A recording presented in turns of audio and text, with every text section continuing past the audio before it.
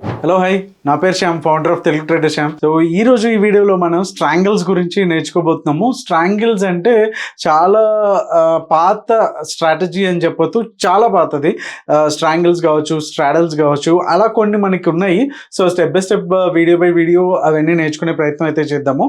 So ఈ వీడియోలోకి వచ్చేసరికి మనం మెయిన్గా strangles, that to short strangles. Okay, మనకి షార్ట్ అండ్ లాంగ్ అండ్ రెండు ఉంటాయి కదా. లాంగ్ అంటే రెండుని కూడా బై చేయడం, అండ్ షార్ట్ వచ్చేసి రెండింటిని కూడా సెల్ చేయడం. సో ఎలా సెల్ చేయాలి, నిఫ్టీలో అయితే ఎలా, బ్యాంక్ నిఫ్టీలో అయితే ఎలా, and A kind of strikes తీసుకోవాలి, అండ్ స్టాప్ లాస్ ఎలా పెట్టుకోవాలి, ప్రాఫిట్ ఎలా బుక్ చేసుకోవాలి అనేది మనం ఈ వీడియోలో చూసేద్దాం రండి.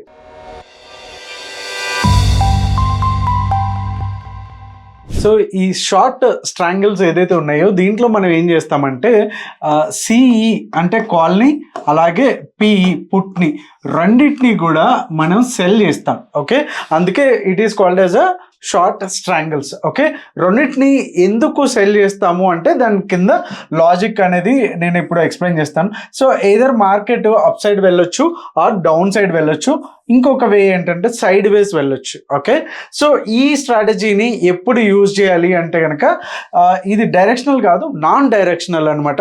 అంటే ఎప్పుడైతే మనకి ఎయిదర్ బ్యాంక్ నిఫ్టీ కావచ్చు ఆర్ నిఫ్టీ కావచ్చు, ఏదైనా స్టాక్ కావచ్చు, అది సైడ్ వేస్లో కొంతసేపు ఇక్కడే కన్సల్టేషన్ అవుతుంది అనుకున్నప్పుడు మాత్రం మనం ఈ షార్ట్ స్ట్రాంగిల్స్ని అయితే యూజ్ చేస్తాం.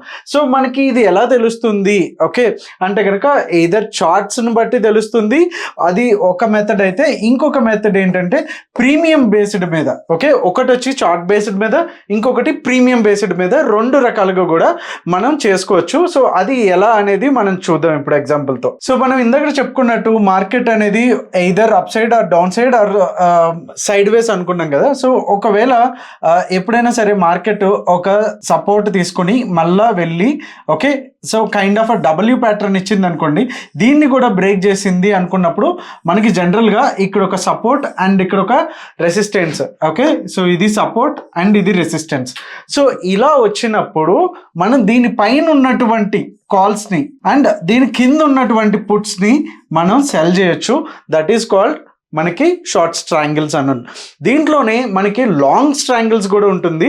సో ఏంటంటే ఎప్పుడైనా సరే మనకి లైక్ ఎలక్షన్స్ కానీ, బడ్జెట్ టైంలో కానీ, when you are expecting any big kind of event like ఏదైనా రిజల్ట్ కావచ్చు స్టాక్ది, ఆ స్టాక్ది చేసినప్పుడు ఏదో చాలా వరకు మొమెంటం ఉంటుంది అనుకున్నప్పుడు, లైక్ ఇది ఎప్పుడైనా సరే ఒక కన్సల్టేషన్లో ఉందనుకోండి ఒక స్టాక్, సో దీని పైన ఉన్నటువంటి కాల్ని, దీని కింద ఉన్నటువంటి పుట్ని కూడా మనం బై చేయొచ్చు. So this is called long స్ట్రాంగిల్. Okay, so ఇలా చార్ట్ని బేస్ చేసుకుని మనం ఇది చేసుకోవచ్చు. ఈ కైండ్ ఆఫ్ కండిషన్లో మనకి స్టాప్ లాస్ ఎక్కడ ఉంటుంది అంటే కనుక ఎప్పుడైతే ఈ సపోర్ట్ కనుక బ్రేక్ చేసింది అనుకుంటే కనుక మనకి ఓన్లీ కాల్స్ ఒకటే ఉంచుకుంటాము. ఓకే, మీకు అర్థమైంది కదా. మళ్ళీ ఒకసారి రిపీట్ చేస్తున్నాను. ఎప్పుడైతే ఈ స్టాక్ ఇట్లా వచ్చి అండ్ ఏదైతే సపోర్ట్ని బ్రేక్ చేసుకుంటూ కిందకు వచ్చింది అనుకోండి, మనం పుట్ని ఆల్రెడీ షార్ట్ చేసి ఉన్నాం కదా, మనకి ఇక్కడ లాస్ రావడానికి ఛాన్స్ ఉంది కాబట్టి మనకి ఇది స్టాప్ లాస్గా భావించి ఇక్కడ మనం తీసేస్తాము. ఒకవేళ ఇదే కనుక పైకి వెళ్తే కనుక కాల్స్లో మనకి లాస్ వస్తుంది అండ్ మనం అనుకున్నటువంటి రెసిస్టెన్స్ ఈ లెవెల్ కాబట్టి ఈ లెవెల్కి వచ్చిన తర్వాత మనం కాల్స్ని కూడా మనం ఎగ్జిట్ అయిపోతాం. సో ఈ రెండు కూడా మనకి స్టాప్ లాస్గా పనికొస్తాయి, ఈ సపోర్ట్ అండ్ రెసిస్టెన్స్. సో ఇది చార్ట్ బేస్డ్ మీద. ఓకే, అలానే ప్రీమియం బేస్డ్ మీద ఎలా షార్ట్ స్ట్రాంగిల్స్ని తీసుకోవచ్చు అనేది మనం బ్యాంక్ నిఫ్టీలో ఇప్పుడు చూద్దాం. సో ఇందక్కడ మనం చెప్పుకున్నటువంటి చార్ట్ బేస్డ్ని ఒక్కసారి దీంట్లో డైరెక్ట్ నిఫ్టీ చార్ట్లో చూద్దాము. ఇందక్కడ మనం చెప్పుకున్నట్టు ఎప్పుడైనా ఒక స్టాక్ పడినప్పుడు ఒక సపోర్ట్ అనేది తీసుకుంది కదా, తీసుకుని మళ్ళీ పైకి అయితే వెళ్తుంది. సో బ్రేక్ అవ్వడానికి ఇంకా ఛాన్స్ అయితే ఉంది. 19,200 ఈ ఏరియాలోకి వచ్చేసరికి బ్రేక్ అవుతుంది. So this is where we can take. Okay, ఇక్కడ మన షార్ట్ స్ట్రాంగిల్స్ అనేది వేస్తే కనుక మనకి ఒక సపోర్ట్ అనేది రెసిస్టెన్స్ అనేది వచ్చింది. సో ఇది మనకి act as a support and ఇది రెసిస్టెన్స్. సో ఈ రెండింటి మధ్యలో ఉన్నంతసేపు కూడా మనకి ప్రాఫిట్ అనేది వస్తుంది. ఎక్స్పైరీ టైంకి ఏదైతే ఉందో ఆ ప్రీమియమ్స్ ఏవైతే ఉన్నాయో అవి జీరోగా అవడానికి ఛాన్సెస్ ఉంటాయి. అండ్ స్టాప్ లాస్ కూడా ఇదే. ఒకవేళ కనుక ఇది ఇప్పుడు మనం 1 hour చార్ట్లో ఉన్నాము, ఒకవేళ ఇది 15 minutesలో ఓకే, 5 మినిట్స్ కాదు, మినిమం 15 మినిట్స్ గుర్తుపెట్టుకోండి. 15 మినిట్స్లో కనుక ఇక్కడ కిందకి డ్రాప్ అయ్యి ఇక్కడ కనుక సస్టైన్ అయ్యింది అంటే కనుక మనం నో మ్యాటర్ వాట్ మనం ఏదైతే ఉన్నామో పుట్ అనేది ఎగ్జిట్ అయితే అయిపోతాం అనమాట. అండ్ ఇది కూడా ఇక్కడ కూడా మనకి కాల్ సైడ్ కూడా ఇది ఏదైతే ఉందో ఇక్కడ 15 మినిట్స్ అయితే కనుక ఇక్కడ కూడా ఎగ్జిట్ అయిపోతాం. దీనికి మనం హెడ్జ్ పెట్టుకుంటే కనుక ఐరన్ కాండోరు అండ్ ఐరన్ ఫ్లై ఇవన్నీ అవుతూ ఉంటాయి. కాకపోతే దాంట్లో ఏంటంటే సేఫ్ ఎక్కువ ఉంటుంది, లైక్ జాబ్ గోయర్స్ కానీ బిజినెస్ వాళ్ళకి కానీ సేఫ్టీ ఎక్కువ ఉంటుంది, దాంట్లో కూడా లాసెస్ వస్తాయి. కాకపోతే ప్రాబ్లం ఏంటంటే హెడ్జ్కి ఎక్కువ మనకి ఫండ్ అనేది తీసుకుంటుంది అండ్ బ్రోకరేజ్ అనేది కూడా పోతుంది. కాబట్టి నాకైతే పర్సనల్గా ఇలా స్ట్రాంగిల్స్ కానీ ఐదర్ స్ట్రాడల్స్ కానీ based on market conditions and మన అనాలిసిస్ బట్టి చేసుకోవడం బెటర్. ఐరన్ ఫ్లై కానీ ఐరన్ కాండోర్ కానీ హెడ్జ్ ఇవన్నీ ఇప్పుడు ఏదైతే మనం అనుకున్నామో ఆ ప్రాబ్లమ్స్ అన్నీ ఉంటాయి కాబట్టి దాంట్లో కంటే ఇది ఎక్కువ ప్రాఫిటబిలిటీ స్ట్రాటజీ అనే చెప్పొచ్చు. ఓకే, సో ఒక్కసారి ప్రీమియం బేస్డ్గా ఎలా వెళ్ళాలి అనేది మనం ఒకసారి చూద్దాం. సో ఇప్పుడు మనం NSE ఆప్షన్ చైన్ లో ఉన్నాము. ఓకే, ఇక్కడ మనకి కనిపించేవన్నీ కూడా వీటిని మనం ITMs అంటారు, ఈ కలర్లో ఎల్లో కలర్లో కనిపించేవి. వీటిని వచ్చి మనం OTMs అంటారు. సో ఇవి ఇక్కడ మీకు కనిపిస్తున్నట్టు కాల్స్ అండ్ ఇక్కడ వచ్చేసి పుట్స్. సో సేమ్ ఇవి వచ్చేసరికి ITMs. సో దీని గురించి ఆల్రెడీ ఒక వీడియో అయితే చేసాము. సో స్ట్రైక్స్ ఎలా సెలెక్ట్ చేసుకోవాలని కానీ ITM ATM అనేసి ఎలా చేసుకోవాలనేది ఆ వీడియోలో చూడండి ఒకవేళ if you don't aware of this. Okay, so ఇక్కడికి వచ్చేసరికి మనం ఏం చేస్తామంటే ఎప్పుడు కూడా మనం సెల్ చేసేటప్పుడు ITMs అయితే వాటి జోలికి అయితే వెళ్ళొద్దు. ఓకే, సో ఎవరైనా ఇంట్రాడే పర్స్పెక్టివ్లో చేస్తారు, that's completely different. So as a జనరల్గా లైక్ బిగినర్గా కానీ ఇంటర్మీడియట్ స్టేజ్లో ఉన్నా సరే ITMs అయితే మోస్ట్లీ అవాయిడ్ చేసేసేయండి. మోస్ట్లీ మనం చేయాల్సింది ఏంటంటే OTMs. అవి కూడా అప్రాక్సిమేట్గా మీకు ఇక్కడ 43,000 ఉంది కదా, ఇది నెక్స్ట్ వీక్ తీసుకున్నాను అందుకని కొంచెం ప్రీమియమ్స్ అయితే ఎక్కువ ఉన్నాయి. 43,000 దగ్గర నుంచి 1000 పాయింట్స్ అయితే దగ్గరికి వచ్చేసేయండి. సో 43,000 అంటే ఎంత, 44,000. సో ఇక్కడ మనకి LTP ఎంత ఉంది, 77 రూపీస్. ఓకే, సో ఈ 77 రూపీస్ని మనం సెల్ చేస్తాము. అలాగే పుట్ సైడ్ కూడా 43,000 దగ్గర నుంచి 1000 అంటే 42,000 ఎంత ఉంది, 72 రూపీస్. ఓకే, సో అక్కడ మనకి వచ్చింది ఎంత, 72 ప్లస్ 77 రూపీస్. ఓకే, సో అప్రాక్సిమేట్గా మనకి 150 రూపీస్ ప్రీమియం అయితే మనకి క్రెడిట్ అయితే అవుతుంది.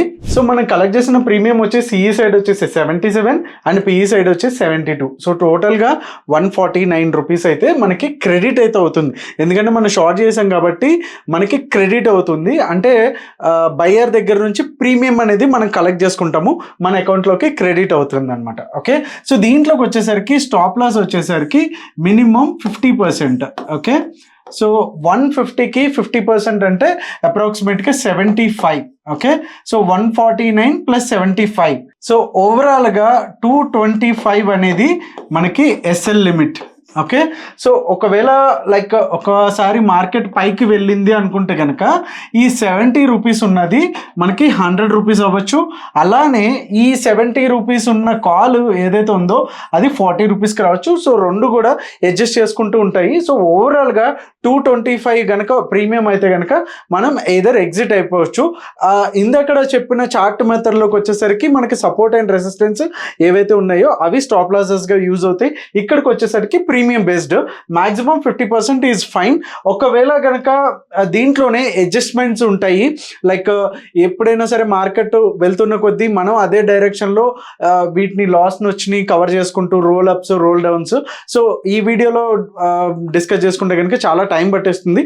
నెక్స్ట్ వీడియోలో ఖచ్చితంగా మనం అడ్జస్ట్మెంట్స్ గురించి మాట్లాడుకుందాం. సో బేసిక్గా స్ట్రాంగిల్స్ అయితే ఇవి. సో అలానే నిఫ్టీకి కూడా ప్రీమియమ్స్ ఎలా ఉంటాయో అనేది ఒక్కసారి షార్ట్గా చూసేద్దాం క్విక్గా. సో నిఫ్టీకి వచ్చేసరికి మనకి ప్రెసెంట్ అయితే 19,150లో ఉంది.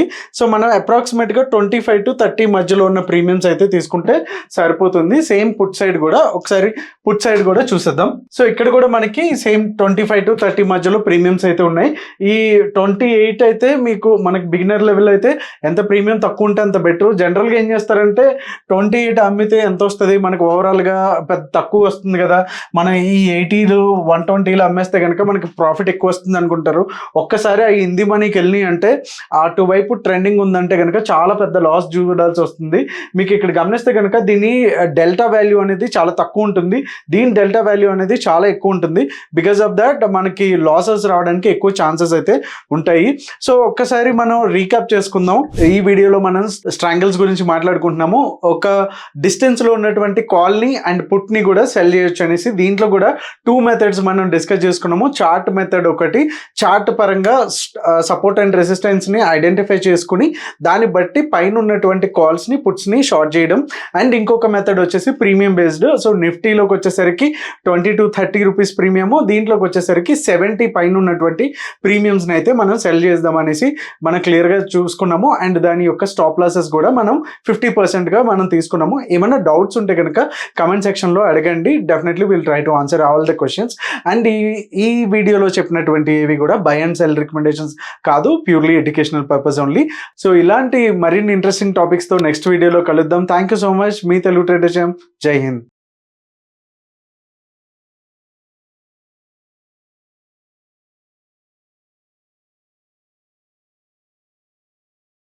Investment in securities market are subject to market risks. Read all the related documents carefully before investing. Please read the risk disclosure documents carefully before investing in equity shares, derivatives, mutual fund, and or other instruments traded on the stock exchanges.